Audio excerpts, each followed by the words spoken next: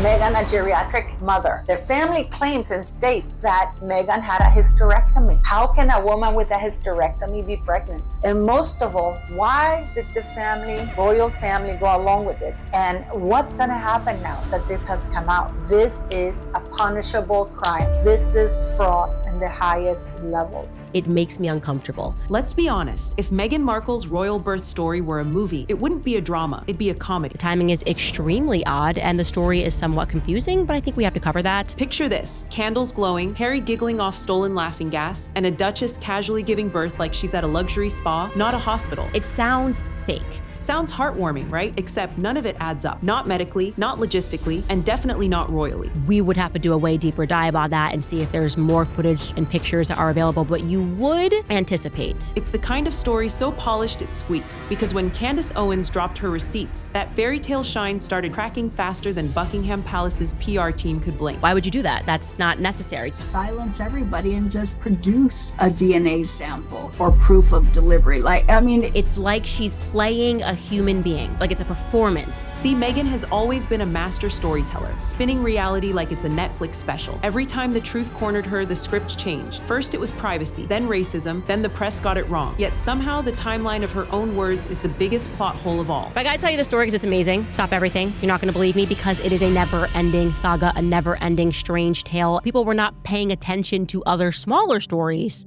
2 epidurals, a Nando's chicken run, home within 2 hours, girl please. Even Amazon Prime doesn't deliver that fast. And here's the real twist. This isn't just a story about a royal birth. It's about how far someone will go to craft a perfect illusion, no matter who believes it. Because when you start treating the monarchy like a movie set, don't be surprised when the credits roll and the audience realizes they've been played. I want to be very clear up top here. There are conflicting reports, a lot of conflicting details about how it happened, but we tried to source the most reliable one. Stay tuned, because what Meghan said happened that night might just be the biggest royal rewrite of the century. Prince Harry's memoir, Spare, paints Meghan's labor like a royal dream sequence. Calm music, candles flickering, spa vibes in full swing. According to him, it wasn't a hospital. It was more like a 5-star wellness retreat. Put up a camera, fixate it, and then both of you start twerking. Because in her mind, she was thinking, I'm gonna release this later in a Netflix doc or release it later to show people how relatable I am. Otherwise, you can have a cute moment with your husband without recording it. Like, why would you record this for any reason? Why would you record this in the hospital? Meghan was supposedly balancing on a birthing ball, bathed in warm light, while Harry cracked jokes and accidentally inhaled her entire tank of laughing gas. Yes, really. Then, as if this was a casual Tuesday night, he slipped out for a box of Nando's chicken and made it back in time to welcome baby Archie into the world. A touching scene, sure, but one that feels more scripted than spontaneous. And so then I pivoted to where the rumors came from, and I sat there and I read, and my jaw hit the floor. This can't be a real thing. The details read less like a first-hand account and more like a PR fantasy, carefully written for sympathy, image, and viral headlines. The relaxed labor trope is classic Meghan. Everything is cinematic, effortless, and conveniently perfect. But royal births have never been that way. They're medical, procedural, and heavily documented. Nothing about Harry's version fits that tradition. There's no mention of royal doctors, security chaos, or staff confirmations. Just candles, laughter, and chicken takeout. And while most new parents are overwhelmed and exhausted, this story presents Meghan as the picture of glowing serenity, as if cameras were rolling the whole time. Here, the doctor talks about both the children. And listen to what she says. So you tell me to tell you something that maybe a dozen people actually know that's going to come out very soon. Okay. Meghan Markle, the reason why you watch her interviews and she just seems off, she's owned by a pharmaceutical company. The 2 children that she had, they're not hers. She didn't have them with Harry. And how her and Harry met is that she's a prostitute. The issue? When something sounds too flawless, it usually is. Medical professionals later questioned multiple parts of Harry's version, calling it unlikely and inconsistent with real protocols. But the bigger question is, why craft such a cinematic version of childbirth at all? Because behind that soft lighting and perfect storytelling, there might be more fiction than fact. And once you start peeling back the layers, the royal miracle begins to look a lot more like a royal performance. Stay tuned, because the next part breaks the timeline wide open. There is no way on earth that any doctor on this earth would allow a woman with a geriatric pregnancy, high risk, and with 2 epidurals to leave the hospital within an hour of giving birth, which means that the doctors would have had to deliver Archie, spank his ass, wipe Meghan Markle, put her on a van or whatever, and just send her off with without testing to see whether there was any nerve damage, because epidurals do that. Here's where Meghan's royal bedtime story crashes into reality, the so-called 2-hour turnaround. According to Prince Harry, Meghan delivered baby Archie at Portland Hospital in central London, rested for a moment, packed up, and was back at Frogmore Cottage, an hour away, all within 2 hours total.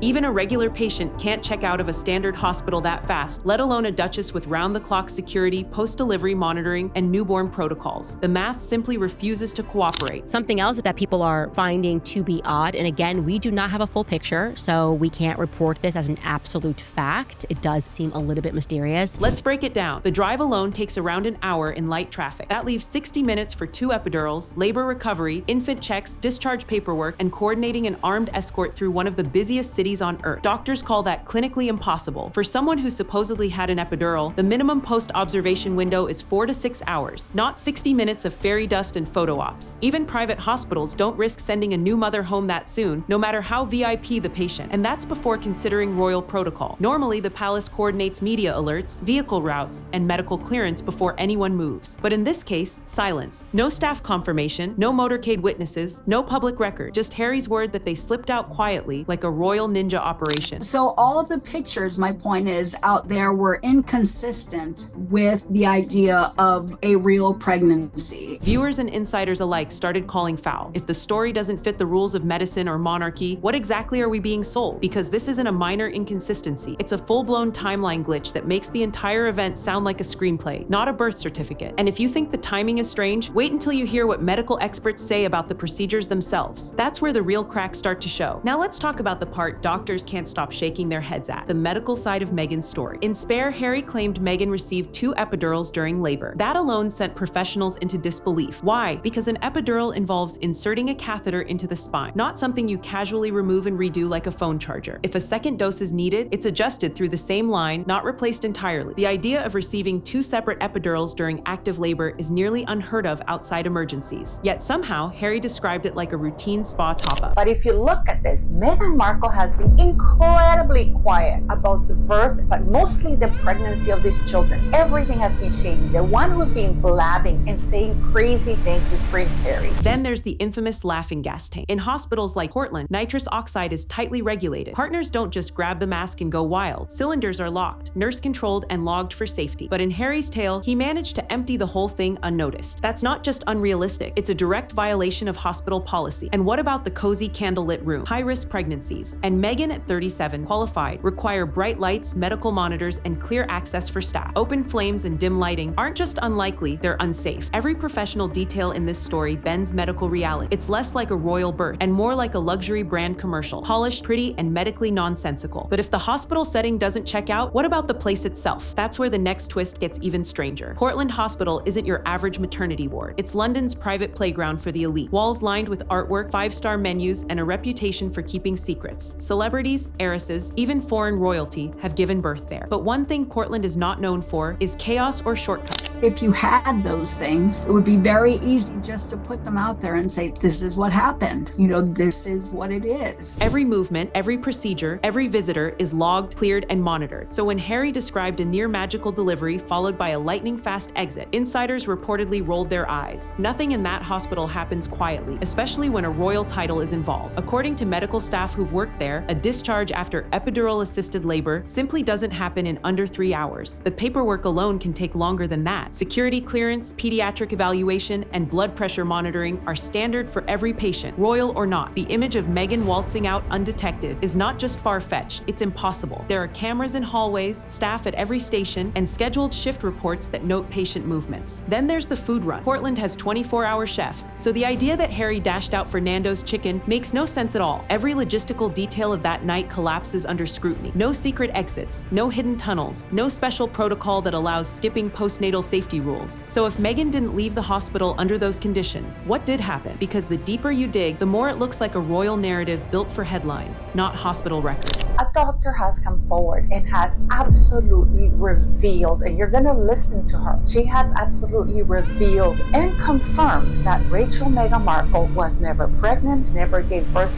to any children. Royal births follow a script older than the monarchy itself, precise, public, and meticulously documented. When Princess Diana gave birth, cameras waited outside St. Mary's Hospital. When Kate Middleton delivered, the palace issued issued near-instant statements, followed by that iconic photo on the steps. Transparency isn't optional, it's tradition. But when it came to Meghan, everything flipped upside down. No notice to the press, no royal aide spotted, no photo call outside the hospital doors. Instead, the palace released a vague statement hours later saying Meghan had gone into labor after Archie was apparently already born. Even veteran royal correspondents called it bizarre and unprecedented. It wasn't just secrecy, it was confusion. The Queen reportedly wasn't informed immediately, a stunning breach of protocol considering Archie's place in the line of succession. The royal rota responsible for announcing births was left guessing. And when Meghan later addressed the unusual handling, her reasons kept changing, from wanting privacy to protecting the baby to blaming the media for racism and intrusion. Yet none of those explanations clarified the gaping inconsistencies in timing and communication. This wasn't discretion, it was a total media blackout. And in royal culture, silence often speaks louder than scandal. The question became, what were they trying so hard not to show? Because if everything was as ordinary as they claimed, the world would have seen those proud hospital steps just like every royal before her. And that's when the contradictions really began to unravel. Why have they simply not made an announcement to the fact that all of this speculation about the children's arrivals? By the time Meghan gave birth, she was 37, officially classified as a geriatric pregnancy in medical terms, meaning higher risk and requiring more careful observation. Later, she even revealed she'd suffered from preeclampsia, a dangerous condition that demands constant monitoring, magnesium drips, and extended hospital stays. Yet somehow, this supposedly high-risk delivery ended with Meghan walking out hours later, glowing and camera-ready. That alone raises eyebrows. Most women with even mild preeclampsia remain under supervision for at least 24 to 48 hours after giving birth. But Meghan's story skips that part entirely. No mention of observation, medication, or recovery time. Then, in the days following Archie's birth, Meghan was reportedly up, dressed, and appearing perfectly composed in front of the cameras at Windsor Castle. No signs of swelling, exhaustion, or recovery complications. To medical experts, that transformation looked less like healing and more like performance. It fed into the growing sense that the royal birth story wasn't matching biological reality. Candace Owens and other commentators seized on these contradictions, pointing out how every public moment felt curated, from Meghan's posture to her choice of outfit. You need proof that I'm authentic? I just dropped myself twerking. I have proven that I am authentic because I twerked with my husband in a room. It bothers me first because it's a lie. She's not in the hospital trying to induce labor by twerking. The hospital will not give you a bed because you're trying to induce labor. You are not allowed to. The Duchess appeared to be selling a visual narrative of strength and serenity, but the logistics just didn't track. So how does someone go from high-risk patient to flawless public debut overnight? That's the paradox, and the question that turns a royal miracle into a royal mystery. And the final twist makes that mystery even harder to ignore. As if the timeline and medical gaps weren't enough, the paperwork surrounding Archie's birth added a whole new layer of confusion. First came the doctor drama. Initial reports credited Dr. Penelope Law as the delivering physician, but that detail was later disputed, revised, and quietly scrubbed from some records. For royal births, such inconsistencies are unheard of. Every name, every signature, every line on that certificate is usually airtight. But this one, it changed, and no one explained why. Then came the name controversy. Months later, Meghan's name on Archie's birth certificate was altered from Rachel Meghan, Her Royal Highness the Duchess of Sussex, to simply Her Royal Highness the Duchess of Sussex. The palace called it a clerical correction, but critics didn't buy it. No royal mother before her had ever altered an official document post-registration. The change fueled fresh speculation. Why modify history unless there's something to hide? That's when the internet's wildfire theory reignited. Trevor put an article out there that Meghan had a hysterectomy and couldn't have children, and that was a big issue in their relationship. So that says a lot to the fake royal kids right now, because obviously they couldn't have come out of her. So that's something that she obviously is going to have to deal with. The whispers about surrogacy. Rumors that had been swirling since 2019 suddenly resurfaced, amplified by Candace Owens' insistence that the receipts don't lie. She didn't claim proof, just pointed out that too many puzzle pieces didn't fit, and that's the problem. Each inconsistency, from the medical oddities to the paperwork edits, adds weight to a theory the palace desperately wants buried, because when every royal record starts rewriting itself, maybe the story everyone believed was never the real one to begin with. When you piece everything together, the impossible hospital timeline, the medical contradictions, the missing protocol, and those quietly altered records, one truth becomes impossible to ignore. Meghan's royal birth story doesn't just have cracks, it's practically built on them. What began as a shining fairy tale of modern royalty now reads more like a Hollywood script that forgot to fact-check itself. Every magical detail feels less authentic and more strategic. I am sorry, but and genuinely, I don't even even mean to attack her. There was something frustrating about her, and I think he hits the nail on the head. But here's the thing, this isn't the end of the story, because just when the public thought the mystery was over, the palace made a move no one expected. Sources are now claiming a new internal review into Archie and Lilibet's birth documents, something that could rewrite royal history all over again. And trust me, what's being whispered behind palace walls right now makes this entire story look tame. If you think tonight's revelations were wild, you need to watch our previous video, the one uncovering how Meghan reportedly reacted when the palace began reopening the investigation into her children's birth records. It's the missing piece that ties this whole saga together, and it's guaranteed to make you question everything you just heard. I'm your host from Star Spotlight, where truth burns brighter than the headlines. Hit subscribe, ring that bell, and keep watching, because the royal drama is only getting started.